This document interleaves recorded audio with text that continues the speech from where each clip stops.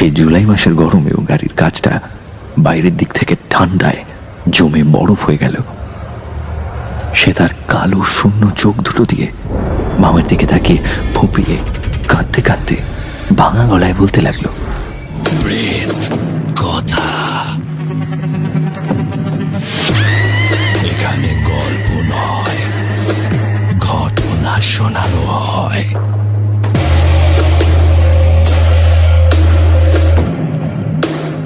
হতে জানাচ্ছি প্রেত কথার 615 নম্বর এপিসোডে। আজকের এপিসোডে রয়েছে 5টি সত্যি ভৌতিক ঘটনা। শুনুন, শুনে জানান কেমন লাগছে। আমি গৌরব আছি আপনাদের সঙ্গে, সাউন্ডে সৌম্যদীপ, গ্রাফিক্সে অনিকেত। শুরু হচ্ছে আজকের এপিসোড। শুক্রবার এবং রবিবারের রাত মানেই ভয় পাওয়ার রাত উইথ গৌরব। শ্রদ্ধেয় গৌরবদা এবং আমার প্রাণের চেয়ে প্রিয় প্রেত কথা পরিবার, আমি শিলিগুড়ি থেকে তমগ্ন। আশা করি আপনি এবং আমাদের এই সুবিশাল ভৌতিক পরিবারের প্রতিটি সদস্য ভালো আছেন।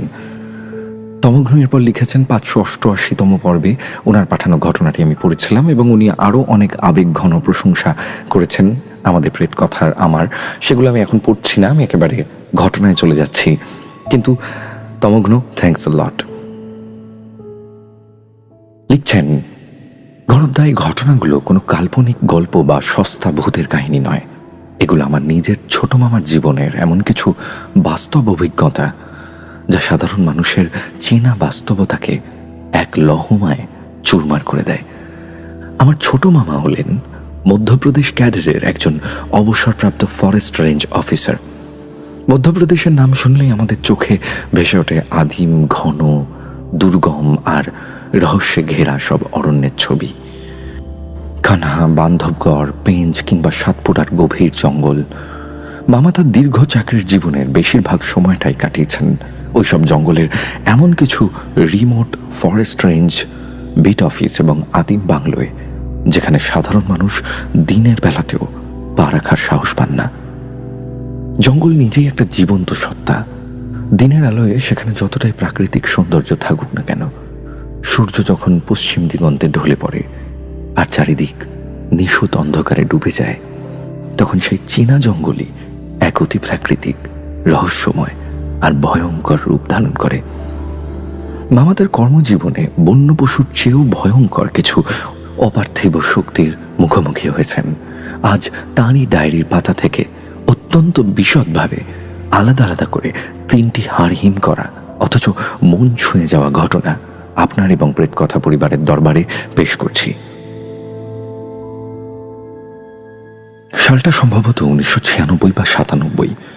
মামা তখন মধ্যপ্রদেশের কানহা ন্যাশনাল পার্কের একটা অত্যন্ত দুর্গম বাফার জোনের ফরেস্ট রেঞ্জ অফিসার হিসেবে কর্মরত। সে রেঞ্জের একেবারে শেষ প্রান্তে লোকালয় থেকে মাইলের পর মাইল দূরে অবস্থিত ছিল ব্রিটিশ আমলে তৈরি একটা কাঠের এবং পাথরের ফরেস্ট রেস্ট হাউস।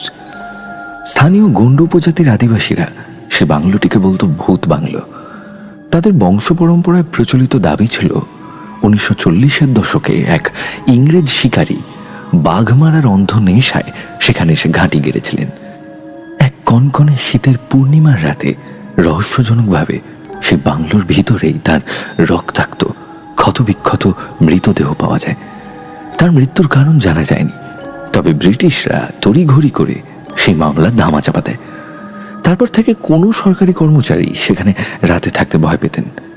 মামা যেহেতু বিজ্ঞান মনস্ক, যুক্তিবাদী এবং অত্যন্ত সাহসী একজন অফিসার ছিলেন, তিনি এইসব লোককথাকে কুসংস্কার ভেবে উড়িয়ে দিয়ে নিজের অস্থায়ী ক্যাম্প অফিস সেখানেই বানান।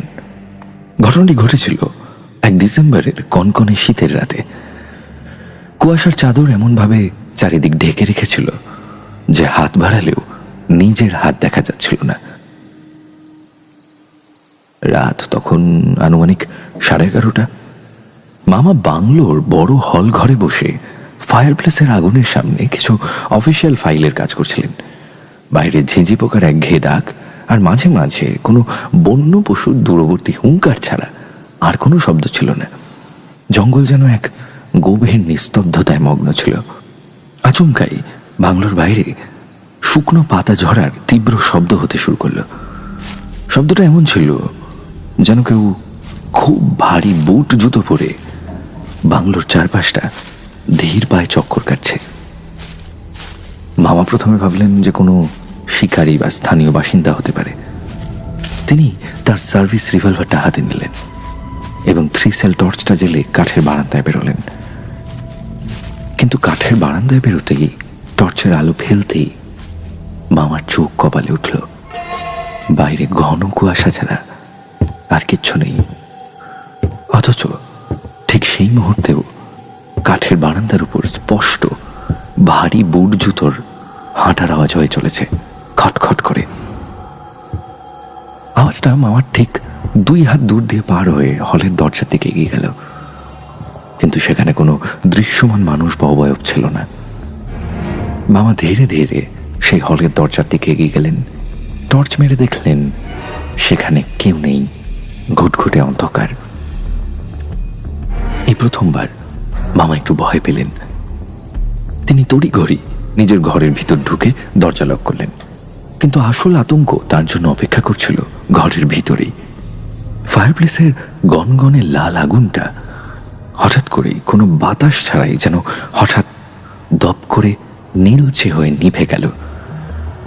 আর ঘরের ভিতরে তাপমাত্রা হঠাৎ করেই যেন হিমাঙ্কেরও নিচে নেমে গেল। মামা কাঁপতে লাগলেন ঠান্ডায়। কাঁপতে কাঁপতে টর্চের আলোটা ঘরের কোণে ফেলতেই তিনি দেখলেন সেখানে রাখা প্রাচীন কাঠের আরামকেদারায় কেউ একজন বসে আছে। আবছা আলো আধারিতে দেখলেন এক বিশাল দেহী মানুষ, গায়ে জীর্ণ ব্রিটিশ আমলের শিকারী পোশাক, মাথায় হ্যাট। কিন্তু সবচেয়ে ভয়ানক এবং হাড়হিম করা দৃশ্য হল, যিনি বসে আছেন তার মুখ স্পষ্ট বোঝা যাচ্ছে না, অথচ আলো গিয়ে পড়ছে তার মুখে। কিন্তু মনে হচ্ছে মুখ তো না, যেন একটা কালো অন্ধকারের গহ্বর। মামা ভয়ে অসাড় হয়ে গেলেন।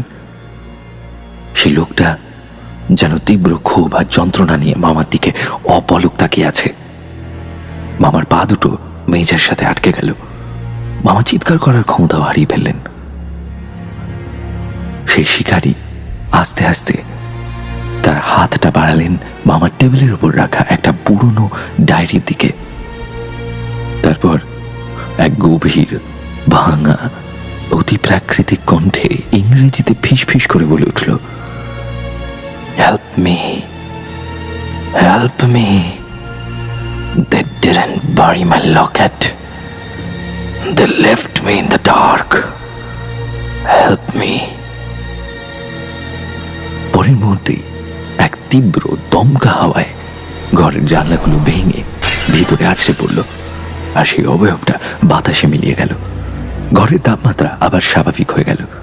মামা সারা রাত এক ফোঁটাও না ঘুমিয়ে টেবিলের এক কোণে বসে হনুমান চালিসা জপ করতে লাগলেন এবং ভোরের আলোর অপেক্ষা করছিলেন। সকাল হতেই মামা স্থানীয় আদিবাসী প্রধানকে ডেকে পাঠান। অনেক আলোচনার পর সে বাংলোর হল ঘরের দেয়ালের একটা প্রাচীন কাঠের ফলক ভাঙা হয়। আশ্চর্যজনকভাবে তার ভেতর থেকে বেরিয়ে আসে কিছু জিনিস। ধুলোবালি মাখা একটা মূর্ছে পড়া ব্রিটিশ মেডেল এবং একটা সোনার লকেট। লকেটটা খুলতেই দেখা যায় ভিতরে এক মেম সাহেবের খুব সুন্দর একটা ছবি। সম্ভবত সেই শিকারী সাহেবের শেষ সম্বল ছিল ওটা, যা তার মৃত্যুর পর কেউ চুরি করেছিল বা লুকিয়ে রেখেছিল। মামার দেরি না করে উপজাতীয় প্রথা মেনে এবং খ্রিস্টান ধর্ম মতে সম্মান প্রদর্শন করে সে লকেট এবং মেডেলটি বাংলোর অদূরে একটা বিশাল প্রাচীন শাল গাছের নিচে গভীর গর্ত খুঁড়ে কবরস্থ করেন। এই ঘটনার পর সবচেয়ে মন ছুঁয়ে যাওয়া বিষয়টা ছিল, মামা যতদিন ওই বাংলোয় ছিলেন এরপর কোনোদিনই তিনি আর এমন কোনো উপদ্রব লক্ষ্য করেননি। তবে প্রত্যেক পূর্ণিমার রাতে সেই শাল গাছের দিক থেকে একটা অত্যন্ত শান্ত, সুমধুর এবং তৃপ্ত শীষ দেওয়ার আওয়াজ ভেসে আসতো। মনে হতো কেউ যেন খুব খুশি হয়েছে, যেন সেই মৃত ইংরেজ অফিসার আমার মামাকে ধন্যবাদ জানাচ্ছেন তার আর তাকে অনন্ত অন্ধকার থেকে মুক্তি এবং শান্তি দেওয়ার জন্য। চলে যাচ্ছি আমার জীবনে ঘটা দ্বিতীয় ঘটনায়। দ্বিতীয় ঘটনা বলতে এখানে আসলে আমাকে দ্বিতীয় ঘটনা হিসেবে পাঠানো হয়েছে। এটা মামার জীবনের দ্বিতীয় ঘটনা কিনা আমি জানি না। আমি যা বুঝতে পারছি মামার জীবনে অনেক রকমই ঘটনা রয়েছে, এবং প্রথম যে ঘটনাটা আমরা শুনলাম এই ঘটনাটা কিন্তু আমার বড় বড় ভালো লাগলো। এই ঘটনাটার মধ্যে একটা খুব ইমোশনাল পার্ট রয়েছে। এই যে দুটো জগৎ, অথচ দেখুন দুটো জগতেরই দুজন একে অপরকে কিন্তু বুঝেছে। মামা যেমন বুঝেছেন যে ওই আত্মাকে মুক্তি দিতে হবে, তেমন আত্মাও বুঝেছে যে কার কাছে মুক্তি চাইতে হবে, এবং সেই আত্মা হয়তো বহুদিন যাবৎ অপেক্ষা করছিলেন কেউ একজন আসুক এবং তাকে মুক্তি দিক। চলুন চলে যাই আজকের পরবর্তী ঘটনায়। এখন যে ঘটনাটি শুনবেন এই ঘটনাটি কিন্তু খুবই ইমোশনাল। এটি মামার জীবনের সবচেয়ে আবেগঘন এবং একই সাথে মেরুদণ্ড কাঁপানো একটা ঘটনা, যা ঘটেছিল সাতপুরার গভীর বনাঞ্চল সংলগ্ন এক আদিবাসী গ্রামের সীমানায়। মধ্যপ্রদেশের জঙ্গলগুলোতে এক ধরনের অশুভ অতৃপ্ত নারী আত্মাকে ডাইনি বলা হয় বা ডাহানি বলা হয়। ওখানকার লোকবিশ্বাস অনুযায়ী যে মায়েরা সন্তান প্রসবের সময় বা সন্তান জন্মের ঠিক পরপরই চিকিৎসার অভাবে মারা যান এবং তাদের সদ্যজাত সন্তানও মারা যায়, তারাই তীব্র ক্ষোভ, বেদনা এবং মাতৃত্বের অতৃপ্তি নিয়ে ডাহানি হয়ে বা ডাইনি হয়ে জঙ্গলের গাছে গাছে ঘুরে বেড়ায়। তারা নাকি সাধারণ মানুষকে বিভ্রান্ত করে মেরে ফেলে। এই ঘটনাটা ঘটে এক বর্ষার রাতে। সারাদিন বৃষ্টি হচ্ছে সেদিন। সন্ধ্যার পর থেকে বৃষ্টি আরো জোরালো হয়েছে। মামা তখন জঙ্গল পরিদর্শনের কাজ শেষ করে সরকারি জিপ নিয়ে রেঞ্জ অফিসের দিকে ফিরছেন। ঘড়িতে তখন রাত আনুমানিক 1টা। চারিদিকে ঘুটঘুটে পিচ বোর্ডের মতো অন্ধকার। জিপের হেডলাইটের আলো যতটুকু রাস্তা দেখাচ্ছে কেবল ততটুকুই দৃশ্যমান। বর্ষার জঙ্গল এমনিতেই ভয়ঙ্কর, তার সাথে বৃষ্টি হচ্ছে। আচমকাই জিপের ইঞ্জিনটা কোনো রকম যান্ত্রিক ত্রুটি ছাড়াই হঠাৎ করে বন্ধ হয়ে গেল। মামার সাথে ছিলেন তার দীর্ঘদিনের আদিবাসী ফরেস্ট গার্ড, নাম রাম সিং। রাম সিং বনে জঙ্গলে বড় হওয়া ছেলে। সে নামলো, নেমে জিপের বনেট খুলে চেক করতে যাবে, এমন সময় জঙ্গলের ভিতর থেকে সেই ঝিঝি পোকার আওয়াজের সাথে একটা বুক ফাটা, বুক চিরে আসা কান্নার আওয়াজ ভেসে এলো। কোনো এক নারী যেন তার হারিয়ে যাওয়া সন্তানের জন্য তীব্র আর্তনাদ করে কাঁদছে। সে কান্নার সুর এতটাই করুণ, এতটাই যন্ত্রণাদায়ক যে মামার মতো শক্ত মনের মানুষেরও চোখ দিয়ে অজান্তেই জল এসে গেছিল। রাম সিং কান্নাটা শোনা মাত্রই ভয় প্যাকাশে হয়ে গেল। সে জিপের ভেতর ঢুকে মামার হাত শক্ত করে চেপে ধরে বলল, সাহাব, ভুল করেও বাইরে যাবেন না। জিপের কাজ পুরোপুরি তুলে দিন। ওটা কোনো সাধারণ মানুষ না, ওটা বনের ডাহানি। কান্নার আওয়াজটা সেকেন্ডের মধ্যেই জিপের দিকে এগিয়ে আসতে লাগলো। এদিকে গাড়িও স্টার্ট হয় না। মামা হেডলাইটের আলোয় যা দেখলেন তা দেখার জন্য পৃথিবীর কোনো মানুষই প্রস্তুত থাকে না। বৃষ্টি হচ্ছে। জিপের হেডলাইটের তীব্র আলোর সামনে জঙ্গল থেকে বেরিয়ে এলো একটা সাদা শাড়ি পরা নারী অবয়ব। তার পা দুটো মাটির উপর নেই। সে মাটি থেকে প্রায় 1 ফুট শূন্যে ভাসছে। তার চেয়েও ভয়ানক তার হাঁটার ধরন।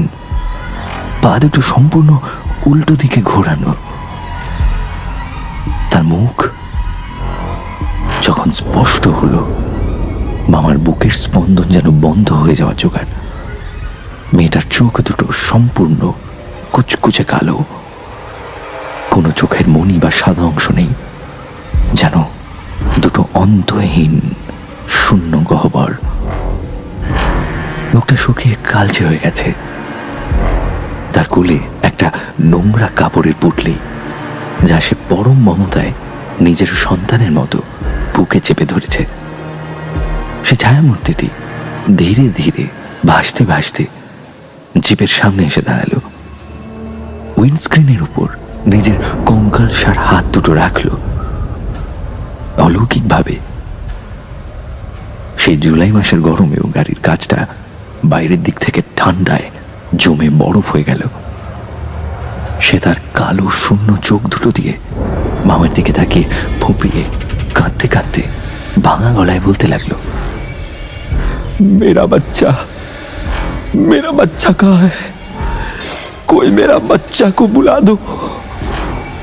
মানে আমার সন্তান কোথায়, কেউ আমার সন্তানকে এনে দাও। রাম সিং তখন ভয়ে সিটের নিচে সিঁধিয়ে গেছে, কাঁপছে, ইষ্টনাম জপ করছে। মামা একজন ফরেস্ট অফিসার হিসেবে বনের অনেক বিপদ দেখেছেন, হিংস্র বাঘের মুখোমুখি হয়েছেন, কিন্তু এই অপার্থিব মাতৃত্বের হাহাকার এবং কান্না তার মনকে নাড়িয়ে দিল। ভয়কে জয় করে এক অদ্ভুত মানসিক টানে মামা গাড়ির কাজটা সামান্য নামালেন এবং অত্যন্ত শান্ত, গম্ভীর এবং পরম মমতা ভরা গলায় বললেন, তোমার সন্তান ঈশ্বরের কাছে ভালো আছে, সে স্বর্গে আছে। তুমি শান্ত হও বোন, তাকে খুঁজতে আর এই অন্ধকারে ঘোরো না, নিজের আত্মার মুক্তির পথ খোঁজো। এই কথাটা শোনার পর সে ভয়ানক রূপী নারী মূর্তিটির কান্না হঠাৎ করে থেমে গেল। তার সেই কালো শূন্য চোখ থেকে রক্তের মতো কালো রঙের অশ্রু ঝরিয়ে পড়ল। সে জিপের সামনে থেকে আস্তে আস্তে সরে গেল এবং জিপের দিকে তাকিয়ে হাত জোর করার মতো ভঙ্গি করল। তারপর কুয়াশা আর অন্ধকারের মধ্যে মিলিয়ে গেল। বাতাসে তখনও তার কান্নার করুণ প্রতিধ্বনি ভেসে আসছিল। সে চলে যাওয়া মাত্রই জিপটা অলৌকিকভাবে নিজে থেকেই স্টার্ট হয়ে গেল। পরদিন সকালে মামা ওই এলাকার আদিবাসী গ্রামে খোঁজ নিয়ে জানতে পারেন, ঠিক 2 দিন আগে ওই জঙ্গল সংলগ্ন রাস্তার পাশের এক জীর্ণ কুঁড়ে ঘরে এক তরুণী গর্ভবতী মহিলা প্রসব বেদনায় ছটফট করে মারা যান। কারণ রাতে কোনো গাড়ি না পাওয়ায় তাকে হাসপাতালে নিয়ে যাওয়া সম্ভব হয়নি। তার সন্তানটিও মৃত প্রসব হয়েছিল। মামা নিজের পকেটের টাকা দিয়ে সেই দরিদ্র পরিবারের হাত ধরে সেই মৃত মহিলার যথাযথ অন্ত্যেষ্টিক্রিয়া এবং আত্মার শান্তি পুজোর আয়োজন করেন। মামা আজও বলেন, ভূত বা আত্মা মানে শুধু ক্ষতি করা নয় গৌরবদা, কিন্তু আত্মা আসলে নিজেদের তীব্র অপূর্ণ ইচ্ছে, মাতৃত্ব আর কষ্টের খাঁচায় বন্দী থাকা কিছু অসহায় শক্তি। আউটস্ট্যান্ডিং এই ঘটনাটা। মানে সামটাইমস ওরা আমাদের কাছে একটা ভ্যালিডেশন চায়। ওদেরকে যদি আমরা বলে দিই যে তুমি আর খুঁজো না, তুমি যা খুঁজছো সেটা এখানে নেই, যদি এই কথাটা আমরা তাকে বলে দিতে পারি তাহলে হয়তো তার খোঁজাটা বন্ধ হয়ে যায়। আমার মনে পড়ে গেল একটা ঘটনা, সেটা হচ্ছে হন্টিং অফ ব্লাই ম্যানরের একটা পার্টিকুলার এপিসোড ছিল, যে এপিসোডে এরকম একটা বাচ্চা নিয়ে ঘটনা ছিল। বা মামা মুভিটার কথা, যারা মামা মুভিটা দেখেছেন তারা হয়তো জানেন যে একটা ভূত ছিল যে কিনা তার বাচ্চাকে ক্রমাগত মিস করতো, কারণ সে তার বাচ্চাকে হারিয়ে ফেলেছিল। এবং গল্পটার একদম শেষে, সিনেমাটার একদম শেষে ও কিন্তু একটা বাচ্চাকে নিয়ে যায়। এবং যখন আপনারা সেই সিনেমাটা দেখছেন সেই সময় কিন্তু আপনাদের নিজেদের ভূতের জন্য কান্না পাবে। সো এখনও যারা দেখেননি তারা মামা মুভিটা ডেফিনেটলি দেখতে পারেন। এটা একটা মাস্ট ওয়াচ হরর মুভি এবং আশা করি আপনাদের সকলের অনেক ভালো লাগবে। চলুন আমি চলে যাই আজকে আমাদের পরবর্তী ঘটনায়। আর হ্যাঁ, এই ঘটনাটাও কিন্তু মামারই একটি ঘটনা এবং মামার শেষ ঘটনা এটা আজকের এপিসোডের। মামার অন্যান্য যে ঘটনাগুলি আছে সেগুলো আমরা আবার অন্য এপিসোডে শুনবো। কেমন লাগছে আজকের প্রেত কথা অবশ্যই কমেন্ট করে জানান। আমি গৌরব আছি আপনাদের সঙ্গে, সাউন্ডের সৌম্যদীপ, গ্রাফিক্স অনিকেত। আমাদের ঘটনা পাঠান আপনার জীবনের সেরা সত্য ভৌতিক ঘটনা অথবা আপনার শোনা সেরা কোনো সত্য ভৌতিক ঘটনা প্রেতকথা@gmail.com অথবা প্রেতকথার ফেসবুক পেজ ইনবক্সে লিখে পাঠান ঘটনা। সমস্ত লিঙ্ক দেওয়া রয়েছে ডেসক্রিপশন সেকশনে, সেখান থেকে আমাদেরকে খুঁজে পাওয়া খুবই সহজ। জুড়ে থাকুন আমাদের সঙ্গে, প্রেতকথা পরিবারের সঙ্গে, কারণ আপনিও প্রেতকথা পরিবারের একজন অনবদ্য অংশ। আপনি না থাকলে আমরা কিছুই না। চলুন আজকের পরবর্তী ঘটনায় যাওয়া যাক। এই শেষ ঘটনাটি মামার ফরেস্ট লাইফের সব থেকে ইনসেইন বা উন্মাদনাপূর্ণ এবং বিপজ্জনক এক অভিজ্ঞতা, যা ঘটেছিল বান্ধবগড়ের এক গভীর কোর এরিয়া বা সংরক্ষিত বনাঞ্চলে। এই অঞ্চলে সাধারণত ট্যুরিস্ট বা ফরেস্ট গার্ডদের একা যাওয়া সম্পূর্ণ নিষিদ্ধ। আদিবাসীদের মতেই গভীর অরণ্যের বুকে এক ধরনের প্রাচীন উপজাতীয় ডার্ক আর্ট বা কুফরি কালাম ও পিশাচ সাধনার চর্চা করা হতো বহু শতাব্দী আগে। একবার মামার রেঞ্জের একটি নির্দিষ্ট অঞ্চলের বেশ কিছু প্রাচীন শাল, সেগুন এবং মহুয়া গাছ রহস্যজনকভাবে শুকিয়ে মরতে শুরু করে। কোনো পোকা লাগেনি, কোনো রোগ ছিল না, অথচ গাছগুলো জাস্ট 3-4 দিনের মধ্যে ভিতর থেকে কালো হয়ে কয়লা হয়ে যাচ্ছিল, যেন তাদের ভেতরের সমস্ত প্রাণ রস কেউ শুষে নিয়েছে। মামা সন্দেহ করেন কোনো চোরা শিকারী বা ক্ষতিকারক রাসায়নিকের ব্যবহার হতে পারে। তাই তিনি এবং তার 4 জন সশস্ত্র গার্ড এক অমাবস্যার রাতে সেই কোর এরিয়াতে গভীরে তল্লাশি চালাতে বেরোন। রাত তখন আনুমানিক 2টো। চারিদিকে জঙ্গল যেন এক থমথমে মৃত্যুর মতো স্তব্ধতায় ডুবে আছে।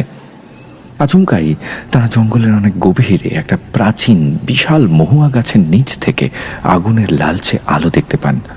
সাথে ভেসে আসছিল এক অদ্ভুত ড্রামের আওয়াজ এবং কর্কশ গলার মন্ত্রোচ্চারণ। মামা এবং রক্ষীরা অত্যন্ত সাবধানে গাছের আড়ালে আড়ালে এগিয়ে যান। সেখানে যা হচ্ছিল তা দেখার পর মামার সাথে থাকা দুজন গার্ডের মানসিক ভারসাম্য প্রায় নষ্ট হওয়ার জোগাড় হয়েছিল। সেখানে এক নগ্ন জটাধারী তান্ত্রিক, যার সারা গায়ে শ্মশানের চিতাভস্ম মাখা, কপালে সিঁদুরের মস্ত তিলক এবং গলায় মানুষের আসল হাড়ের মালা। সে এক বীভৎস পুজোয় বসেছিল। তার সামনে একটা কালো ছাগল এবং একটা বন্য হরিণের কাটা মাথা রাখা ছিল, যা থেকে টাটকার রক্ত বেরোচ্ছিল। সে কুফরি কালামের কিছু প্রাচীন বিকট শব্দযুক্ত মন্ত্র আওড়ে যাচ্ছিল। সবচেয়ে বিভৎস দৃশ্য ছিল সেই তান্ত্রিকটি মন্ত্র পড়ার সাথে সাথে একটা ধারালো ছুরি দিয়ে নিজের হাতের তালু কেটে নিজের রক্ত সেই মহুয়া গাছের শিকড়ে ঢালছিল। আর অলৌকিকভাবে সেই রক্ত শোষণ করার সাথে সাথেই সেই বিশাল মহুয়া গাছটা যেন একটা জ্যান্ত রাক্ষসের মতো নড়ে উঠছিল। গাছটার কোনো বাতাস ছাড়াই ডালপালাগুলো অজগরের মতো আঁকা বাঁকা হয়ে নড়াচড়া করছিল এবং গাছটার মূল কাণ্ড বা গুঁড়ি থেকে এক অদ্ভুত মানুষের গোঙানি আর চাপা কান্নার মতো আওয়াজ বেরোচ্ছিল। তান্ত্রিকটি আসলে কোনো এক উচ্চ পর্যায়ের পিশাচ বা বেতাল সিদ্ধ করার চেষ্টা করছিল, যার জন্য সে বনের প্রাকৃতিক প্রাণশক্তি এবং জীবন্ত গাছগুলোর আয়ু শুষে নিয়ে সেই অশুভ পিশাচ শক্তির উদ্দেশ্যে উৎসর্গ করছিল। মামা যখন তাকে আইনের আওতায় আনার জন্য এগোতে গেলেন, তান্ত্রিক হঠাৎ করে মন্ত্র থামিয়ে মামার দিকে তাকায়। তার চোখ দুটো ছিল সম্পূর্ণ রক্তবর্ণ, যেন চোখ ফেটে রক্ত চুইয়ে পড়বে। সে এক পৈশাচিক উন্মাদ হাসি হেসে চিৎকার করে বলল, তু আ গয়া ফরেস্ট অফিসার, বহুত দিন সে তেরা ইন্তজার থা, আজ ইস বন কা পিশাচ কো তেরা খুন চাহিয়ে। তান্ত্রিকটি বাতাসে কিছু কালো ছাই বা ভস্য উড়িয়ে দিতেই মামা এবং তার গার্ডদের চারপাশটা অন্ধকার হয়ে গেল এবং দম বন্ধ হয়ে আসতে লাগলো। তাদের মনে হলো চারপাশের গাছগুলো যেন জ্যান্ত হয়ে হাত বাড়িয়ে তাদের গলা টিপে ধরছে। মাটি থেকে শিকড়গুলো সাপের মতো উঠে এসে তাদের পা চেপে ধরছে। মামার সাথে থাকা দুই গার্ড ভয় ওখানে জ্ঞান হারিয়ে ফেলে এবং মাটিতে লুটিয়ে পড়েন। মামা নিজের সমস্ত মানসিক শক্তি এক করলেন। তার মনে পড়ল তার পকেটে সবসময় এক শিশি গঙ্গা জল থাকতো, যা আমার দিদিমা মামাকে বনের বিপদের রক্ষার জন্য সাথে রাখতে বাধ্য করেছিলেন। মামা পকেট থেকে সেই গঙ্গা জলের শিশি বের করে জোরে মন্ত্র পড়েন, সেই তান্ত্রিকের গায়ে ছুঁড়ে মারেন এবং নিজের সার্ভিস রিভলভার থেকে তান্ত্রিককে লক্ষ্য করে গুলি ছোড়েন। গঙ্গাজল গায়ে লাগা মাত্রই সে পিশাচ সিদ্ধ তান্ত্রিকের শরীর থেকে নীল রঙের ধোঁয়া বেরোতে শুরু করে এবং সে তীব্র যন্ত্রণায় এক অতি প্রাকৃতিক জান্তব আওয়াজ করতে করতে মাটির উপর লুটিয়ে পড়ে। সে ছটফট করতে করতে জঙ্গলের অন্ধকারের মধ্যে এক অদ্ভুত গতিতে অদৃশ্য হয়ে যায়। সে চলে যাওয়া মাত্রই চারপাশের পরিবেশ শান্ত হয়, আর তার ঠিক পরদিনই সে বিশাল মহুয়া গাছটা তীব্র রোদের মধ্যেই হঠাৎ এক বিকট শব্দে বজ্রাঘাত হওয়ার মতন মাঝখান থেকে ফেটে চৌচির হয়ে যায় এবং সম্পূর্ণ পুড়ে ছাই হয়ে যায়। পরবর্তীকালে পুলিশের তদন্তে জানা যায় সে তান্ত্রিকটি ছিল ওড়িশা এবং ছত্তিশগড়ের এক কুখ্যাত ফেরারি তান্ত্রিক, যে নরবলি এবং পিশাচ সাধনার অপরাধে পুলিশের খাতায় মোস্ট ওয়ান্টেড ছিল। সে বনের গভীরে লুকিয়ে এই অশুভ শক্তি অর্জন করছিল। মামা আজও বলেন, সেই রাতে যদি তার কাছে ঈশ্বরের নাম, মায়ের দেওয়া গঙ্গাজল আর চরম মানসিক জোর না থাকতো, তবে সেই জ্যান্ত গাছরূপী পিশাচ তাদের ওখানেই পিষে হাড়গোড় গুঁড়ো করে মাটিতে পুঁতে দিত। এই ছিল আমার মামার ডায়েরি থেকে সংগৃহীত এই তিনটি ঘটনা। এই তিনটি ঘটনায় প্রমাণ করে যে আমাদের এই চেনা বিজ্ঞান এবং আধুনিক সভ্যতার বাইরে প্রকৃতির গভীরে এমন এক অজানা জগৎ প্যারালালভাবে স্তিমিত হয়ে আছে, যার নিয়মকানুন আমাদের চেনা যুক্তির পরিপন্থী। বন জঙ্গল কেবল পশু পাখি বা উদ্ভিদের বাসস্থান নয়, তা বহু প্রাচীন রহস্য, অতৃপ্ত মানবাত্মা এবং আদিম অশুভ শক্তিরও এক অনন্ত আতুরঘর। আজ এই দীর্ঘ চিঠির শেষে গৌরবদা আপনার কাছে আমার এবং আমার মামার একটি বিশেষ প্রশ্ন এবং কৌতূহল রয়েছে। আমরা আশা করছি আপনি যখন এই পর্বটি পাঠ করবেন তখন আপনার গভীর জ্ঞান এবং পরাবাস্তব চর্চার আলোয় একটি সুন্দর এবং যুক্তিগ্রাহ্য ব্যাখ্যা আমাদেরকে দেবেন। গৌরবদার কাছে আমার বিশেষ প্রশ্ন, আমরা সাধারণত ভৌতিক বা অলৌকিক ঘটনায় দেখি যে মানুষের মৃত্যুর পর তার আত্মা কোনো বাড়ি ঘর বা পুরনো ভিটেতে আটকে থাকে, কিন্তু আমার মামার জীবনের এই অভিজ্ঞতাগুলোতে আমরা দেখছি প্রকৃতির উপাদান, বিশেষ করে উদ্ভিদ বা জ্যান্ত গাছপালাও আধ্যাত্মিক বা অশুভ তান্ত্রিক শক্তির মাধ্যমে একটি জীবন্ত রাক্ষস বা পিশাচের রূপ ধারণ করছে। এর পিছনের রহস্যটা ঠিক কি গৌরবদা? সনাতন ধর্মে বলা হয় উদ্ভিদেরও প্রাণ আছে। এটা সনাতন ধর্মে বলা হয় না, এটা অ্যাকচুয়ালি সমস্ত জায়গাতে এটা বিজ্ঞান ভিত্তিকভাবে প্রমাণিত যে উদ্ভিদের প্রাণ আছে, এবং জগদীশচন্দ্র বসুও তা প্রমাণ করেছেন। তাহলে কি মানুষের মতো উদ্ভিদের বুকেও এমন কোনো গোপন আত্মিক শক্তি বা এনার্জি রেজলিউশন থাকে যা কালো জাদু বা কুফরি কালামের তীব্র আকর্ষণে পিশাচের রূপ ধারণ করতে পারে? প্রকৃতি, উদ্ভিদ এবং অতৃপ্ত আত্মার এই মেলবন্ধন এবং তাদের উপর তন্ত্রের এই প্রভাবকে আপনি কিভাবে ব্যাখ্যা করবেন? শুক্রবার এবং রবিবারের রাত মানেই ভয় পাওয়ার রাত উইথ গৌরব।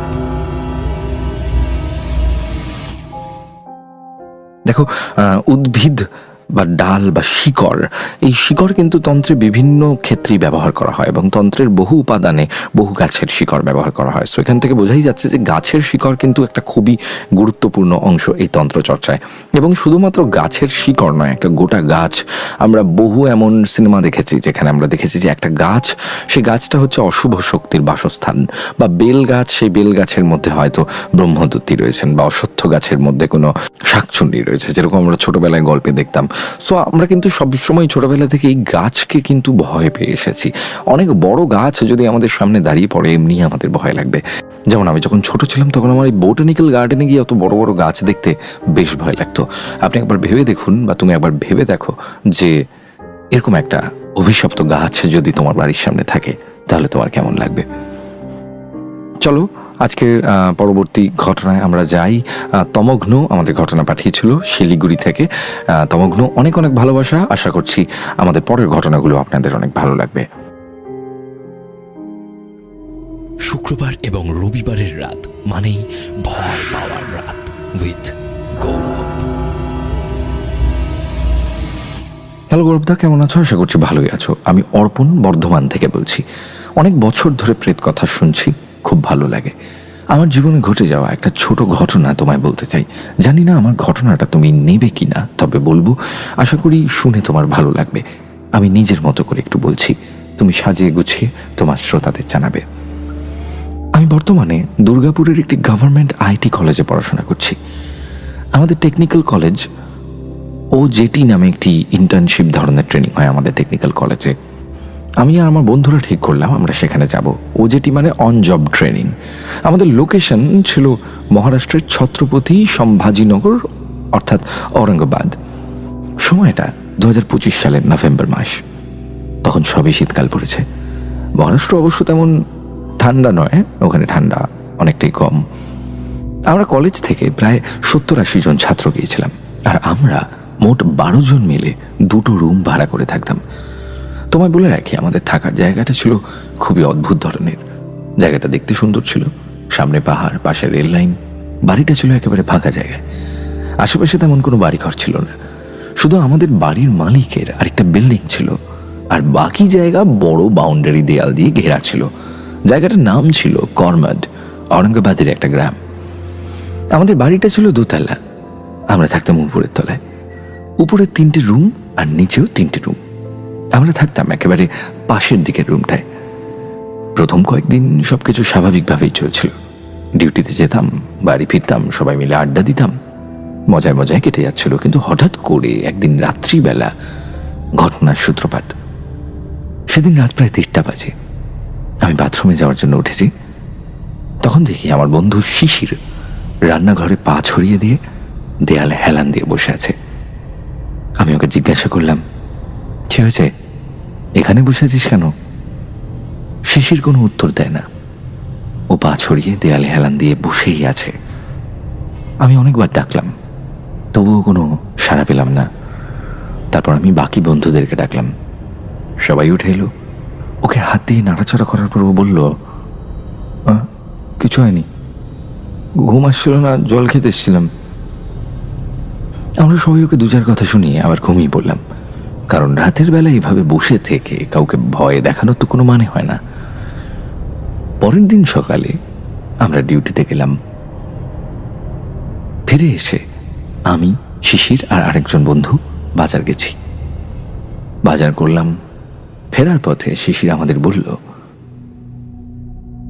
কাল রাতে না ঘরে কিছু একটা ছিল, আমি কাউকে দেখেছি।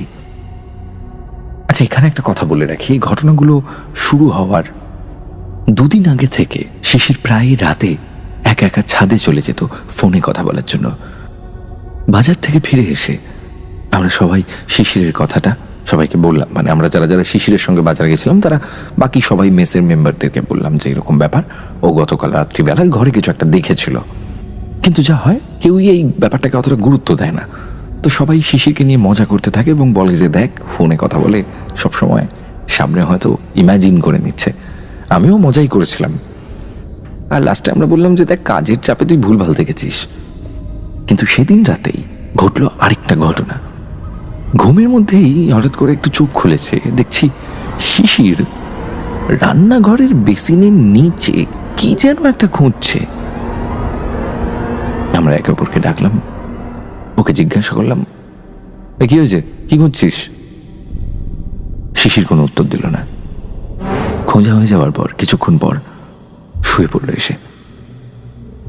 এবার আমরা সবাই একে অপরের দিকে তাকিয়ে চুপচাপ বসে রইলাম। পরদিন সকালবেলা পাশের রুমের এক বন্ধু বলল, জানিস তো কাল রাত থেকে কেমন একটা মাছ মাছ গন্ধ পাচ্ছি, একটা আষ্টে গন্ধ। তো অ্যাজ ইউজুয়াল আমরা ব্যাপারটাকে অতটা গুরুত্ব দিইনি, কিন্তু বিকেলে বাড়ি ফিরে ওদের রুমে গিয়ে সত্যিই সেই গন্ধটা পেলাম। এক ধরনের কাঁচা মাছের মতো তীব্র গন্ধ। আর সেদিন রাতে আরো একটা অদ্ভুত ঘটনা ঘটল। সবাই ঘুমিয়ে পড়েছিল, শুধু আমি আর আমার এক বন্ধু জেগেছিলাম। আমি ফোন স্ক্রল করছিলাম, হঠাৎ করেই ছাদের উপর থেকে দুপদাপ করে শব্দ আসতে শুরু করলো। মনে হচ্ছিল যেন কেউ দৌড়োদৌড়ি করছে ছাদে। আমি বন্ধুকে বললাম, শুনলি? ও বলল, না তো। আমি বললাম, আরে স্পষ্ট শব্দ হলো, শুনি না? ও বলল, আরে না না, হাওয়ায় কিছু নড়ছে, ঘুমিয়ে পড়। পরদিন সকালবেলা সবাইকে বিষয়টা জানালাম, বললাম যে রাত্রিবেলা এরকম আওয়াজ পেয়েছি। তখন পাশের রুমের আরেকজনও জানালো যে সেও এই একই শব্দ শুনেছে। কিন্তু বাকিরা বলল হয়তো ছাদের উপর থাকা কোনো বালতি বা মগ বাতাসে গড়াগড়ি খাচ্ছে, কারণ ওখানে সারাদিনই খুব জোরে হাওয়া বইতো। এবার ব্যাপারটা হচ্ছে যে কেউই এই বিষয়গুলোকে অতটা গুরুত্ব দিচ্ছে না। সবারই বয়স অল্প এবং কারোরই এই বিষয়গুলো নিয়ে ভাবার অত সময় নেই। কিন্তু সমস্যা হলো, সেই একই শব্দ আমরা প্রায় প্রতিদিনই শুনতে শুরু করলাম। আর শিশিরও রাত হলেই কেমন যেন বদলে যাচ্ছিল। আরেকটা অদ্ভুত ব্যাপার ছিল, আমরা যখনই ঘর ঝাড় দিতাম প্রচুর ছোট ছোট চুল বেরোতো, অথচ আমাদের কারোর মাথায় এত ছোট চুল ছিল না। আর প্রতিবারই যেন নতুন করে সেই চুলগুলো বেরিয়ে আসতো। ঘর ঝাড় দেওয়া হয়ে গেলে পরের বার ঝাড় দেওয়ার সময় আবার সেই চুল। তো দুদিন পর আমরা ঠিক করলাম যে আজ রাত্রিবেলা আমরা সবাই জেগে থাকবো এবং দেখবো যে ছাদে কি হয়। রাত গভীর হতেই আবার সেই দৌড়ানোর শব্দ শুরু। এবার সবাই শুনতে পেল। আমরা ঝাঁটা, লাঠি এসব কিছু হাতে নিয়ে ছাদে উঠে গেলাম। কিন্তু গিয়ে দেখি পুরো ছাদ ফাঁকা, কোনো মানুষ নেই, এমনকি বালতি বা মগ এগুলোও কিছু নেই। তাহলে শব্দটা হচ্ছিল কোথা থেকে? আমরা নিচে নেমে এলাম। নিচে নেমে আসার পর আবার উপর থেকে সেই শব্দ আসতে শুরু করলো। এবার আমরা বেশ ভয় পেলাম। অনেক রাত হয়ে গেছিল। রাত 3টের দিকে সবার চিৎকারে আমার ঘুম ভেঙে গেল। দেখি সবাই গোল হয়ে শিশিরকে ঘিরে বসে আছে। আমি জিজ্ঞাসা করলাম, কি হয়েছে? একজন বলল, শিশির বলছে কেউ যেন ওর বুকে বসেছিল, মনে হচ্ছিল ওর গলা টিপে ধরেছে।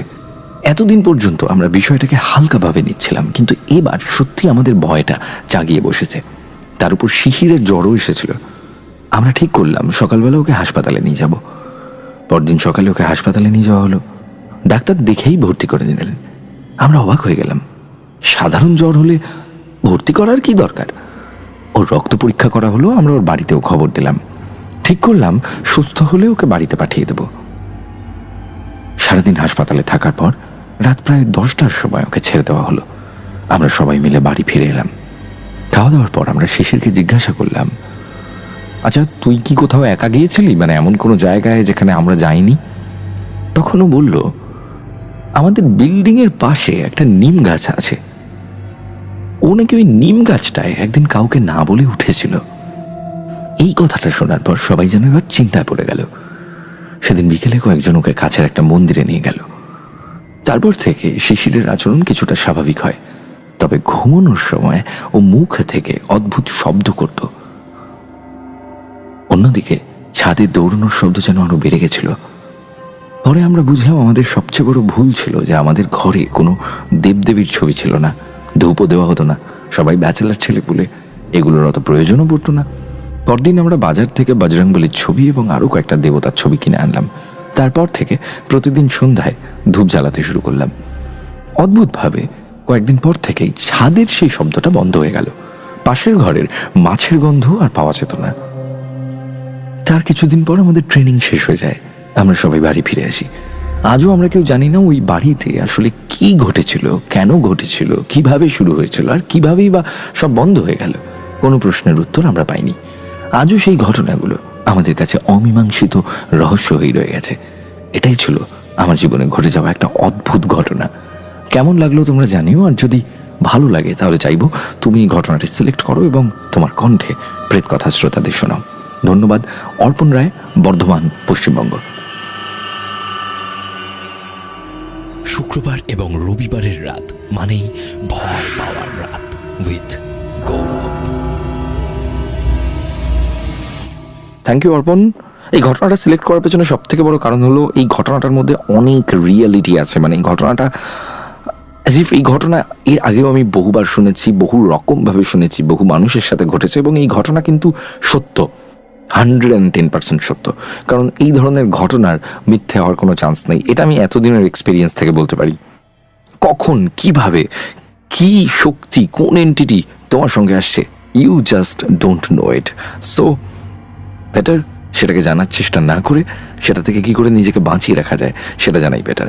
চলুন আজকে চলে যাই পরবর্তী ঘটনায়। আমি গৌরব আছি আপনাদের সঙ্গে, সাউন্ডে সৌম্যদীপ, গ্রাফিক্সে অনিকেত। শুনছেন প্রেত কথা। আমাদের ঘটনা পাঠাবেন pretkotha@gmail.com। এই ইমেল অ্যাড্রেসে মেল করে দিন বাংলাতে আপনার ঘটনা, আপনার জীবনে ঘটে যাওয়া কোনো সেরা ঘটনা অথবা আপনার শোনা কোনো সেরা ঘটনা, অথবা আমাদের ফেসবুক পেজ ইনবক্সে লিখে পাঠান ঘটনা। সমস্ত লিঙ্ক দেওয়া রয়েছে ডেসক্রিপশনে, সেখান থেকে আমাদের খুঁজে পাওয়া খুবই সহজ। চলে যাচ্ছি আজকের পরের ঘটনায়। লাইক করতে ভুলবেন না, কমেন্ট করতে ভুলবেন না এবং তার পাশাপাশি অবশ্যই এই এপিসোডটিকে শেয়ার করবেন প্রচুর। শুক্রবার এবং রবিবারের রাত মানেই ভয় পাওয়ার রাত উইথ গৌরব। পুরীর হোটেলের রহস্যময় ঘটনা পাঠিয়েছেন প্রিয়া মণ্ডল, বেলুর, হাওড়া থেকে।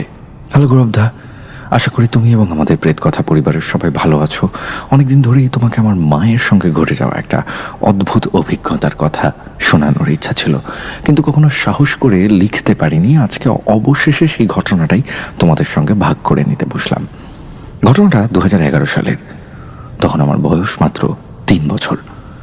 আমি, মা, বাবা এবং বাবার এক বন্ধুর পরিবার মিলে পুরী বেড়াতে যাওয়ার পরিকল্পনা করি। মানে আর কি, বাবা মা পরিকল্পনা করেন, আমি আর সেই সময় কি পরিকল্পনা করব। আমার নিজেরই বয়স 3 বছর। তো অনেক আনন্দ উৎসাহের মধ্যে দিয়েই সবাই মিলে একসাথে ঘুরতে যাওয়া হয়। এবার এই ঘটনা পুরোপুরি আমার অতটা সঠিকভাবে কিছুই মনে নেই, এই পুরোটাই আমার মায়ের কাছ থেকে শোনা। পুরীতে পৌঁছে আমরা একটা সমস্যায় পড়ি। আগে থেকে যেহেতু কোনো হোটেল বুক করা ছিল না, ফলে একের পর এক হোটেল ঘুরেও আমরা খালি রুম পাচ্ছিলাম না। বেশ অনেক খোঁজাখুঁজির পর অবশেষে একটা হোটেলে থাকার ব্যবস্থা হয়। সারাদিনের ক্লান্তি আর দীর্ঘ যাত্রার পর সেদিন সন্ধ্যায় আমরা সমুদ্রের ধারে একটু ঘুরে এসে খাওয়া দাওয়া করে তাড়াতাড়ি ঘুমিয়ে পড়ি। প্রথম দিন কোনো অস্বাভাবিক ঘটনা ঘটেনি। পরের দিন সকালবেলা সবাই মিলে সমুদ্রে স্নান করতে যাই। তখন শীতকাল। বেশ কিছুক্ষণ জলে থাকার পর মা বাবাকে বললেন যে, শোনো, আমি প্রিয়াকে নিয়ে রুমে যাচ্ছি, এতক্ষণ জলে থাকলেও ঠান্ডা লেগে যাবে। তো বাবা বললেন যে হ্যাঁ তোমরা যাও, আমি একটু পরে আসছি। মা আমাকে নিয়ে হোটেলে ফিরে আসেন। রুমে এসে আমাকে ভালো করে স্নান করিয়ে জামা কাপড় পরিয়ে বিছানায় খেলনা দিয়ে খেলতে বসিয়ে দেন। তারপর রুমের দরজা ভেতর থেকে লক করে নিজে বাথরুমে স্নান করতে যান। বাথরুমের দরজাটা পুরোপুরি বন্ধ করেননি, শুধু ভেজিয়ে রেখেছিলেন। সবকিছু স্বাভাবিক ছিল, কিন্তু সমস্যা শুরু হয় স্নান শেষে। মা যখন বাথরুম থেকে বেরোতে যাবেন তখন দরজা খুলতে গিয়ে দেখেন দরজাটা খুলছে না, যেন বাইরে থেকে কেউ একটা লক করে দিয়েছে। প্রথমে মা ভেবেছিলেন হয়তো ভুল হচ্ছে, কিন্তু বারবার চেষ্টা করেও দরজা খুলতে না পেরে তিনি ভয় পেয়ে যান এবং তিনি চিৎকার করে বলতে থাকেন যে, সোনা দরজাটা খোল, দরজাটা খোল। কিন্তু সঙ্গে সঙ্গেই তার মাথায় একটা প্রশ্ন আসে, মাত্র 3 বছরের একটা বাচ্চা, ও বাথরুমের দরজাটা খুলবে কি করে প্রথমত? আর বাথরুমের দরজাটা বাইরে থেকে লক করা, এটা তো পরের বিষয়, মানে এটা একদম সম্ভবই না। এদিকে মায়ের চিৎকার শুনে আমিও ভয় পেয়ে কাঁদতে শুরু করি। আমার কান্নার আওয়াজ শুনে মা আরো বেশি বিচলিত হয়ে পড়েন। তিনি দরজায় ধাক্কা দিতে দিতে কাঁদতে কাঁদতে শুধু বলছিলেন, সোনা দরজাটা খোল, মা বেরোতে পারছে না। এভাবে বেশ অনেকক্ষণ কেটে যায়। কিছুক্ষণ পর বাবার রুমে ফিরে এসে বাইরে থেকে ডাকতে শুরু করেন। বাবার গলা শুনেই মা জোরে চিৎকার করে বলেন যে, আমি বাথরুমে আটকে আছি, দরজাটা বাইরে থেকে লক হয়ে গেছে, তাড়াতাড়ি কিছু করো। পরিস্থিতির গুরুত্ব বুঝে বাবা দ্রুত হোটেলের ম্যানেজারের কাছে যান ছুটে, এবং ম্যানেজার কয়েকজন কর্মচারী নিয়ে এসে রুমের লক ভেঙে ভিতরে প্রবেশ করেন। তারপর বাথরুমের দরজাটাও খুলে মাকে বের করা হয়। বেরিয়েই মা প্রথমে ছুটে আসেন আমার কাছে, আমি ঠিক আছি কিনা সেটাই ছিল তার একমাত্র চিন্তা। সবকিছু স্বাভাবিক হয়ে যাওয়ার পর বাবা এবং বাবার বন্ধুরা ম্যানেজারকে প্রশ্ন করেন যে, বাথরুমের দরজাটা বাইরে থেকে লক হলো কি করে? কিন্তু ম্যানেজার যেন কোনোভাবেই দায় স্বীকার করতে রাজি নন। তিনি বলেন, হয়তো আপনার মেয়েই খেলতে খেলতে দরজাটা লক করে দিয়েছে। এই কথা শুনে সবাই ক্ষুব্ধ হয়ে ওঠেন এবং মাত্র 3 বছরের বাচ্চা এটা কিভাবে করবে সেটাই প্রশ্ন করেন। তো মা তখন বলেন যে, ধরলামও কোনোভাবে দরজার কাছে গিয়েছিল, কিন্তু দরজা লক করতে এলে আমি নিশ্চয়ই ওর পায়ের শব্দ শুনতে পেতাম। আমি তো কিছু শুনিনি, এমনকি টেরও পাইনি যে কেউ দরজার কাছে আছে। এরপর এই নিয়ে অনেক তর্ক বিতর্ক হয়, কিন্তু ম্যানেজার বারবার একই কথা বলতে থাকেন এবং পুরো ঘটনাটার দায় আমার উপর চাপিয়ে বিষয়টা এড়িয়ে যাওয়ার চেষ্টা করেন। শেষ পর্যন্ত বাবার বিষয়টা নিয়ে বাড়াবাড়ি করেননি, কিন্তু আজও সেই প্রশ্নের উত্তর মেলেনি। সত্যি কি 3 বছরের একটি শিশু বাথরুমের দরজা বাইরে থেকে লক করতে পেরেছে, মানে বাইরে থেকে লক করেছে, নাকি সেই হোটেল ঘরে এমন আরও কারোর উপস্থিতি ছিল যাকে চোখে দেখা যায় না?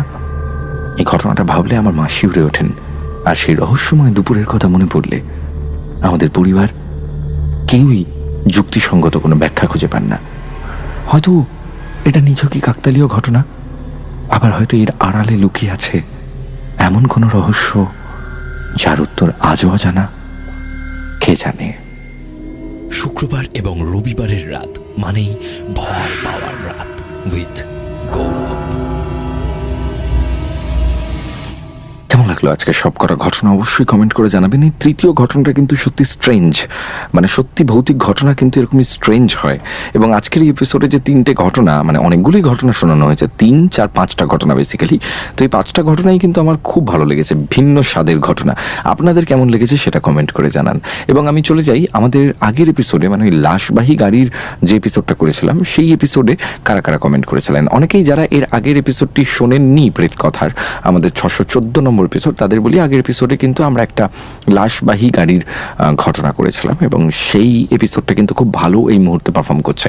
যেমন একজন লিখেছেন যে, আমি আদিত্য, যিনি ঘটনাটি পাঠিয়েছেন, লিখছেন যে, সকলের কেমন লাগলো আজ আমার অ্যাম্বুলেন্স ড্রাইভারের ঘটনাটি। পূর্ণিমা বৈরাগ্য কমেন্ট করেছেন, সরশীষ মিত্র কমেন্ট করেছেন, বিজয় দিয়া কমেন্ট করেছেন, আমাদের মধ্যে রয়েছেন দেবারতী সেনগুপ্ত, সোনা তাইকুক, খুব ভালো লাগলো লাঞ্চ করতে করতে শুনছি। প্রিয়া কুইন লিখছে, জাস্ট অসাধারণ, অ্যাম্বুলেন্সের ঘটনাটা বলছে অনেক নম্বর দেওয়া যায়, 100 আউট অফ 10। শিল্পা শিকদার লিখছেন, খুব ভালো লেগেছে প্রথম ঘটনাটা। বুবুন চন্দ্র লিখছেন, ওয়ান্ডারফুল ছিল ঘটনাটা। আমাদের মধ্যে রয়েছেন সুপার লাইট লিখছেন, আমি রাজদীপ। পৌলমী কুণ্ডু লিখছেন, দারুণ ভয়ের ঘটনা। অতসী সাহা লিখছেন, ওয়েট করছিলাম দাদা, এবং আরও অনেকেই কিন্তু কমেন্ট করেছেন। আজকের মতো এপিসোড এখানে শেষ করছি। আমি গৌরব ছিলাম আপনাদের সঙ্গে, সাউন্ডে সৌম্যদীপ, গ্রাফিক্সে অনিকেত। শুনছিলেন প্রেত কথার 615 নম্বর এপিসোড, এবং এখানে গল্প নয় ঘটনা শোনানো হয় প্রত্যেক শুক্রবার এবং রবিবার ঠিক রাত 10টার সময় প্রেত কথার অফিসিয়াল ইউটিউব চ্যানেল, এবং রাত 11টায় স্পটিফাইতে প্রেত কথার এপিসোড আসতে থাকে।